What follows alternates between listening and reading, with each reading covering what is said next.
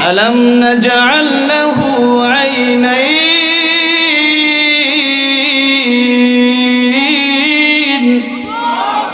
ওয়া লিসানান ওয়া শাফাতাইন আলাম নাজআল লাহু আইনাইন আমি কি তোমাকে দুটো চোখ দেই নাই ওয়া লিসানা ওয়া শাফাতাইন আমি কি তোমাকে দুটো ঠোঁট একটা জিহ্বা দান করি নাই কে করেছে কে করেছেন বলেন আল্লাহ রাব্বুল আলামিন আমাদেরকে জবান দিয়েছেন কথা বলার জন্য এখন বলেন তো মানুষ এই জবান দিয়ে মানুষকে কষ্ট দেয় কি দেয় না এই জবানের কত মূল্য জানেন এই কুরআনুল কারীমে একটা সূরা আছে সূরাতুল লুকমান আছে না আল্লাহ রাব্বুল আলামিন তাকে দুইটা অফার দিয়েছিলেন হে লুকমান ইচ্ছা করলে তুমি নবী হতে পারবা আবার ইচ্ছা করলে ওলি হতে পারবা কোনটা গ্রহণ করবা করো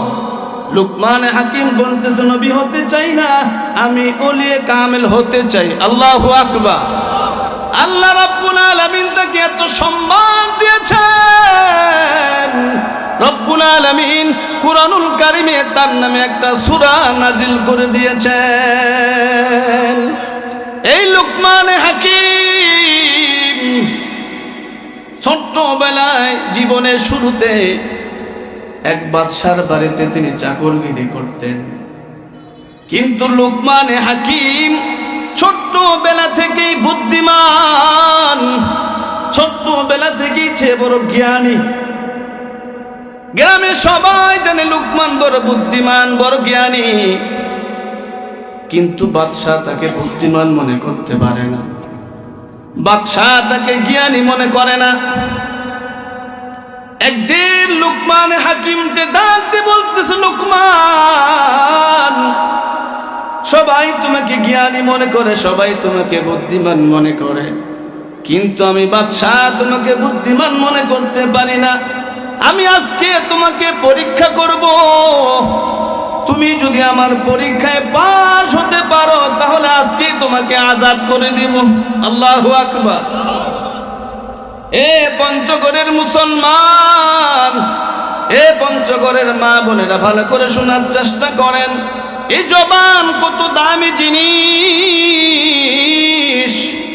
আল্লাহ রাব্বুল আলামিন আমাদেরকে জবান দিয়েছেন কথা বলার জন্য কাউকে কষ্ট দেওয়ার জন্য বলেন নাই কি বলেন ঠিক কিনা বাদশাহ বলতেছে লুকমান আজকে তোমাকে পরীক্ষা করব যদি পরীক্ষায় পাস হতে পারো তাহলে আজকে তোমাকে আজাদ করে দেব বাদশা বলতেছে লুকমান আমি তোমার কাছে দুইটা জিনিস চাইবো দুইটা বস্তু চাইবো এক নাম্বার দুনিয়ার মধ্যে সবচাইতে ভালো বস্তু কি দুই নাম্বার দুনিয়ার মধ্যে সবচাইতে খারাপ বস্তু কি তুমি আমাকে এনে দিবা এবার লুকমান হাকিম এই দুইটা বস্তু চাওয়ার পরে লুকমান হাকিম মাঠে চলে গেলেন মাঠে যাই একটা বকরি জবাই করলেন ছাগল জবাই করলেন ছাগল জবাই করার পর ওই ছাগলের জিহ্বাটা কাটার পরে লুকমান হাকিম এই জিহ্বাটা নিয়ে বাদশার হাতে দিলে আর বললেন বাদশা আমি লুকমানের কাছে এই জিহ্বাটা সবচাইতে খারাপ জিনিস এটা সবচাইতে খারাপ বস্তুই জেনেন বাদশা বলতেছে লুকমান সবাই তোমাকে বুদ্ধিমান মনে করতে পারে সবাই তোমাকে জ্ঞানী মনে করতে পারে লুকমান আমি বাদশা তোমাকে বুদ্ধিমান মনে করতে পারলাম না আমি বাদশা তোমাকে জ্ঞানী মনে করতে পারলাম না হে লুকমান আমি তোমার কাছে চাইলাম দুনিয়ার মধ্যে সবচেয়ে খারাপ বস্তু কি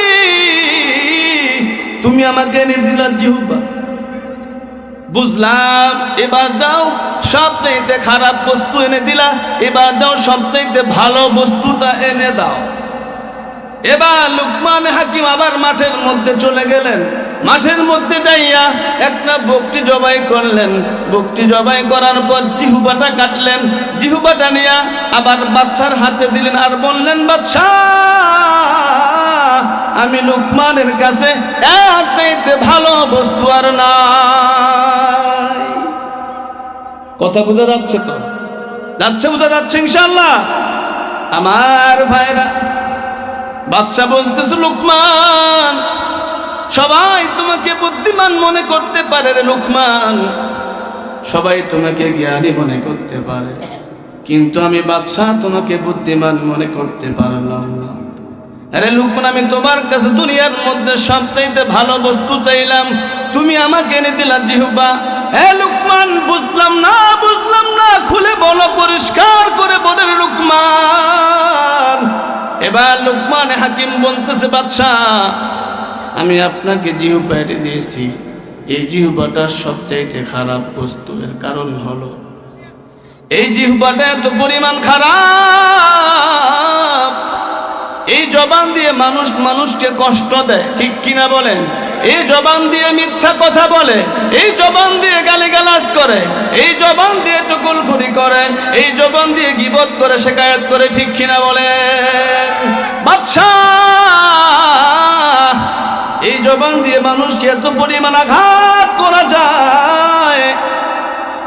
এদিকে বলে কম দাও, বলে কি বলে না, কোদাল আসেনি, কোদাল দিয়ে বস্তা দিয়ে কেউ যদি কাউকে আঘাত করে, হাতটা কেটে যায়, রক্ত বের হয়ে যায়, দাগ হয়ে যায়। এই দাগটা মেডিসিনের মাধ্যমে, ওষুধের মাধ্যমে, সেলাইয়ের মাধ্যমে দাগটা মুছা সম্ভব, কিন্তু মানুষকে যদি কেউ কথা দিয়ে আঘাত দেয়, এই আঘাতটা মৃত্যু না হওয়া পর্যন্ত মুছে না, ঠিক কিনা বলেন? লুকমান বলতেছে, বাদশাহ, এই জন্য আমি লুকমানের কাছে এর চাইতে খারাপ জিনিস আর নাই। বাদশাহ বলতেছে, লুকমান, বুঝলাম, বুঝলাম, এবার বলো সবচাইতে ভালো বস্তু তোমার কাছে চাইলাম, তুমি আমাকে এনে দিলা জিহ্বা, কারণটা কি? লুকমান হাকিম বলতেছে, বাদশাহ,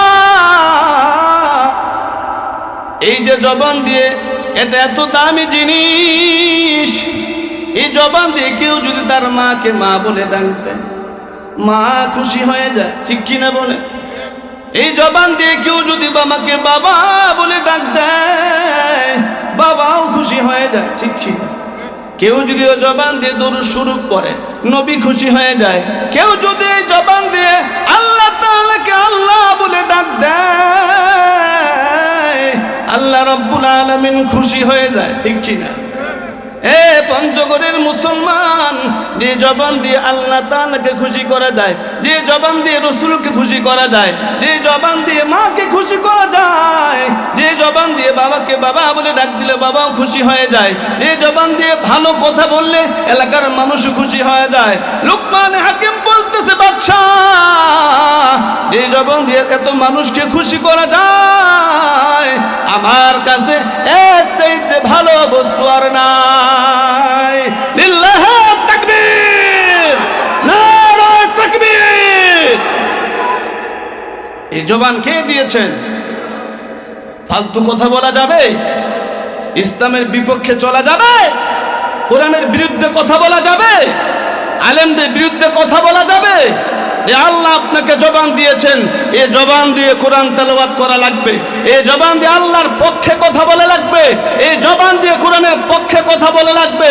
কথা বলেন, কথা বলেন, ঠিক কিনা? কার পক্ষে কথা বলবো? যে জবান আল্লাহ আপনাকে দিয়েছেন, এই জবান দিয়ে আল্লাহর বিরুদ্ধে অনেক মানুষ কথা বলে, আল্লাহর বিরুদ্ধে কথা বলে, কোরআনের বিরুদ্ধে কথা বলে, ইসলামের বিরুদ্ধে কথা বলে, এমন মানুষ আছে না? এই মানুষগুলো, আল্লাহ বলেন, আমি তোমাকে জবান দিলাম আমার পক্ষে থাকার জন্য, আর আজকে তুমি আমার দেওয়া জবান দিয়ে আমার বিরুদ্ধে কথা বলো, তোমার মতো নিমক হারাম আর নাই, নাই, নাই, ঠিক কিনা বলে? তোমার চাইতে কুত্তাও ভালো আছে, কি বলেন, ঠিক কিনা? কুত্তাও মালিকের কথা শুনে, আর তুমি এমন নিমক হারাম, আমি আল্লাহ তোমাকে জবান দিলাম, আমি আল্লাহ তোমাকে খাওয়াই, আমি আল্লাহ তোমাকে পড়াই, আর আমার পয়রা আমার খাইয়া আমার বিরুদ্ধে কথা বলো, তুমি নিমক হারাম কথা বলেন, ঠিক কিনা? খবরদার, এ জবান দিয়ে কার পক্ষে থাকবে? কোরআনের পক্ষে থাকবে ইনশা, ইসলামের পক্ষে থাকবে ইনশা। আমরা জানি, আমরা ভালো করে জানি, আমরা যখন নামাজের কথা বলবো, যারা নামাজ পড়ে না তারা আমাদের বিরুদ্ধে কথা বলবে, ঠিক কিনা? আমরা যখন রোজার কথা বলবো, যারা রোজা রাখে না তারা আমাদের বিরুদ্ধে কথা বলবে। আমরা যখন হজের কথা বলবো, যারা সম্পদ থাকা সত্ত্বেও হজ করবে না তারা আমার বিরুদ্ধে কথা বলবে। আমি যখন ইসলামের কথা বলবো, নাস্তিকদের গাত্রদাহ হবে। আমি যখন কোরআনের কথা বলবো, নাস্তিকদের গাত্রদাহ হবে। আমি যখন মদের বিরুদ্ধে কথা বলবো, মদখোর, গাঁজাখোর, ইয়াবাখোর, তারা আমার বিরুদ্ধে কথা